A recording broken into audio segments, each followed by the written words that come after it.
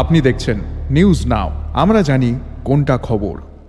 भाजपा और टिपरामाथा के एकजुट बंद के कारण शिक्षक, कर्मचारी और यहां तक कि आम लोग भी परेशानी में है। विपक्ष के नेता जितेंद्र चौधरी ने गुरुवार को हुए त्रिपुरा बंद पर प्रतिक्रिया देते हुए यह बात कही।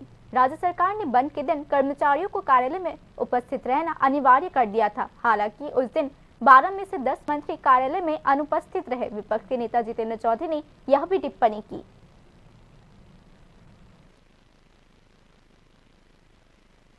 গতকাল প্রেস বিজ্ঞপ্তি জারি করে বলেছেন সরকার এই বনকে সমর্থন করে না, যারা এইভাবে বন করবে তাদের বিরুদ্ধে সরকার অ্যাকশন গ্রহণ করবে। অ্যাকশন তো নেয়নি, কিন্তু তা নয় যে 12 জন মন্ত্রীর মধ্যে আমি এই ল্যাপটপ দিয়ে খবর নিয়েছি, মাত্র নাকি 2 জন মন্ত্রী উপস্থিত হয়েছেন, 10 জন মন্ত্রী অনুপস্থিত, স্বয়ং মুখ্যমন্ত্রী সহ।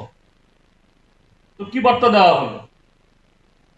এটা যারা এই বন করছে পরোক্ষে তাদেরকে উৎসাহিত করা হলো যে না, আজকে তাদের বন্ধের কারণে মুখ্যমন্ত্রী তার দপ্তরে যাননি,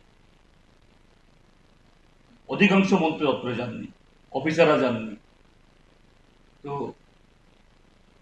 কি বলবো, এটা যে এই ডুবন্ত ট্রিপল ইঞ্জিনের সরকার বা বিজেপি, টিপরামথা, আইপিএফটি জোট তাদের জনবিচ্ছিন্নতা থেকে কিভাবে চোখ এড়াবে, আরেকটা নাটক ত্রিপুরাবাসী আজকে আমরা প্রত্যক্ষ করলাম।